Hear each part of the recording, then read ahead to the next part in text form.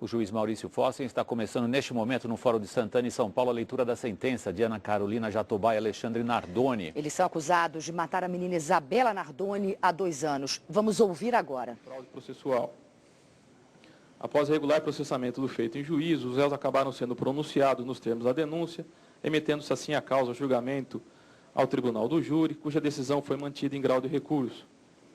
Por esta razão, os réus foram então submetidos ao julgamento perante esse egresso segundo Tribunal do Júri da capital, deste Fórum Regional de Santana, após 5 dias de trabalhos, acabando esse conselho de sentença, de acordo com o termo de votação anexo,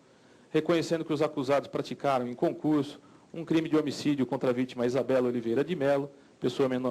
Isabela Oliveira Nardoni, pessoa menor de 14 anos, triplamente qualificado pelo meio cruel, pela utilização de recursos que dificultou a defesa da vítima e para garantir a ocultação do delito anterior, ficando assim afastada a tese única sustentada pela defesa dos réus em plenário de negativa de autoria. Além disso, reconheceu ainda esse conselho de sentença que os réus também praticaram naquela mesma ocasião o crime conexo de fraude processual qualificado. Em razão dessa decisão, passa a decidir sobre a pena a ser imposta a cada um dos acusados em relação a este crime de homicídio, pelo qual foram considerados culpados pelo Conselho de Sentença. Uma vez que as condições judiciais do artigo 59 do Código Penal não se mostram favoráveis em relação a ambos os acusados, suas penas básicas devem ser fixadas um pouco acima do mínimo legal. Isso porque a culpabilidade, a personalidade dos agentes, as circunstâncias e as consequências que cercaram a prática do crime, no presente caso concreto, excederam a previsibilidade do tipo legal, exigindo assim a exasperação de suas reprimendas nesta primeira fase de fixação da pena, como forma de reprovação social à altura que o crime e os autores do fato merecem. Com efeito, as circunstâncias específicas que envolveram a prática do crime ora em exame demonstram a presença de uma frieza emocional, uma insensibilidade acentuada por parte dos réus, os quais, após terem passado um dia relativamente tranquilo ao lado da vítima, teriam, ao final daquele dia, investido de forma covarde contra a mesma, mas como se não possuíssem qualquer vínculo afetivo ou emocional com ela, o que choca o sentimento e a sensibilidade do homem médio, ainda mais porque o conjunto probatório trazido aos autos deixou bem caracterizado que esse desequilíbrio emocional, demonstrado pelos réus, constituiu a mola propulsora do crime de homicídio. De igual forma, relevante as consequências do crime na presente hipótese, notadamente em relação aos familiares da vítima. Porquanto não se desconhece que em qualquer caso de homicídio consumado, há sofrimento em relação aos familiares do ofendido. No caso específico destes autos, a angústia acima do normal suportada pela vítima, pela mãe da criança Isabela, a senhora Ana Carolina Cunha de Oliveira, decorrente da morte da filha, ficou devidamente comprovada nos autos, seja através do teor de todos os depoimentos prestados por ela nestes autos, seja através do laudo médico-psiquiátrico que foi apresentado por profissional habilitado durante o presente julgamento, após realizar consulta com a mesma, o que impediu inclusive sua permanência nas dependências deste fórum, por ainda se encontrar, 2 anos após os fatos, em situação aguda de estresse, face ao assédio que a mesma foi obrigada a ser submetida, como decorrência das condutas ilícitas praticadas pelos réus, o que é de conhecimento de todos, exigindo assim um rigor maior por parte do Estado juiz quanto à reprovabilidade dessas condutas. Assim sendo, frente a essas considerações, majora a pena base para cada um dos réus em relação ao crime de homicídio praticado por eles, qualificado pelo fato de ter sido cometido para garantir a ocultação do delito anterior, tal como previsto no inciso 5º do parágrafo 2º do artigo 121 do Código Penal, no montante de 1/3, o que resulta em 16 anos de reclusão para cada um deles. Como se trata de homicídio triplamente qualificado, as outras 2 qualificadoras de utilização de meio cruel e recurso que dificultou a defesa da vítima são aqui utilizadas como circunstâncias agravantes de pena, uma vez que possuem previsão específica na parte geral do Código Penal. Assim, levando-se em consideração a presença dessas outras 2 qualificadoras, aqui admitidas como circunstâncias agravantes de pena, majora as reprimendas fixadas acima na primeira fase em mais 1/4, o que resulta em 20 anos de reclusão para cada um dos réus. Justifica-se a aplicação do aumento no montante aqui estabelecido de 1/4, um pouco acima do patamar mínimo, posto que tanto a qualificadora do meio cruel foi caracterizada na hipótese através de 2 ações autônomas, asfixia e sofrimento intenso, como também em relação à qualificadora da utilização do recurso, que impossibilitou a defesa da vítima, devido à surpresa na esganadura e o lançamento inconsciente na defenestração. Pelo fato do Correio Alexandre ostentar a qualidade jurídica de genitor da vítima Isabela, majora a pena aplicada anteriormente a ele em mais um sexto, tal como autorizado pelo artigo 61, parágrafo 2º, a linha E do Código Penal, o que resulta em 23 anos e 4 meses de reclusão. Como não existem circunstâncias atenuantes de pena a serem consideradas, torna definitivas as reprimendas fixadas acima para cada um dos réus, nesta segunda fase.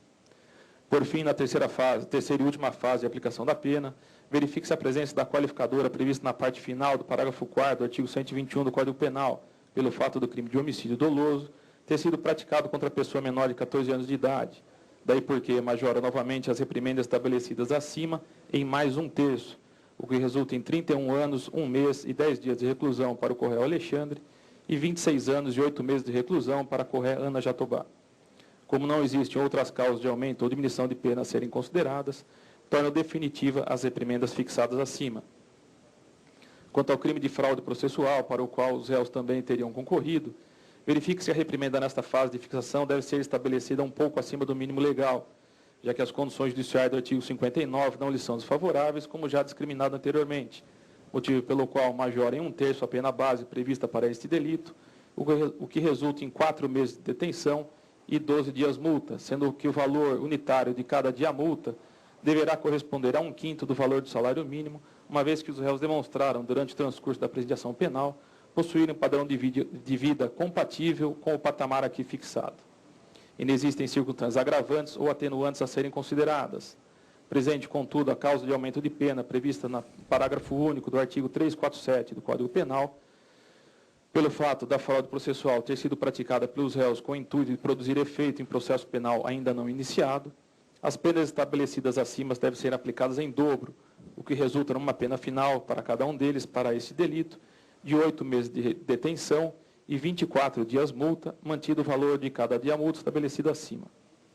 Tendo em vista que a quantidade total das penas de reclusão era aplicada aos réus pela prática do crime de homicídio triplamente qualificada ser superior a 4 anos, verifica-se que os mesmos não fazem jus ao benefício da substituição destas penas privativas de liberdade por restritiva de direitos. Tal benefício também não se aplica em relação às penas impostas aos réus pela prática do delito de fraude processual qualificada, uma vez que, além das condições judiciais do artigo 59 não lhes serem favoráveis, há previsão específica no artigo 69, parágrafo 1º deste mesmo diploma legal, obstando tal benefício de substituição na hipótese. Ausente também as condições de ordem objetivas e subjetivas do artigo 77 do Código Penal, já que, além das penas de reclusão ora aplicadas aos réus terem sido fixadas em quantidade superior a 2 anos, como já especificado acima, o que demonstra que também não fazem jus ao outro benefício da suspensão condicional do cumprimento destas penas privativas de liberdade. Tendo em vista o disposto no artigo 33, parágrafo 2º, linha A do Código Penal, e também por ter o crime de homicídio qualificado a natureza de crime hediondo, a teor do disposto no artigo 2º da Lei 8.072, com a nova redação que lhe foi dada pela Lei 11.464 de 2007, os acusados deverão iniciar o cumprimento de suas penas privativas de liberdade em relação ao desse crime de homicídio em regime prisional fechado. Quanto ao delito de fraude processual qualificada, pelo fato das condições judiciais do artigo 59 não serem favoráveis, deverão iniciar o cumprimento destas penas privativas em regime prisional semiaberto. Face à gravidade do crime de homicídio triplamente qualificado praticado pelos réus e a quantidade das penas privativas de liberdade que horas lhe foram aplicadas, ficam mantidas suas prisões preventivas para a garantia da ordem pública, posto que subsistem os motivos determinantes de suas custódias cautelares, tal como autorizado pelos artigos 311 e 312 do Código de Processo Penal, devendo aguardar detidos o trânsito julgado da presente decisão. Como este juízo já havia consignado anteriormente, quando da prolação de sentença de pronúncia, a manutenção da prisão processual dos acusados, na visão deste julgador, mostra-se realmente necessária para a garantia da ordem pública, objetivando a cautelar a credibilidade da justiça em razão da gravidade do crime, da culpabilidade, da intensidade do dolo com que o delito de homicídio foi praticado por eles e a repercussão que o delito causou no meio social, uma vez que a prisão preventiva não tem como único e exclusivo objetivo prevenir a prática de novos crimes por parte dos agentes, como exaustivamente tem sido ressaltado pela doutrina pátria, já que evitar a reiteração criminosa constitui apenas um dos aspectos desta espécie de custódia cautelar.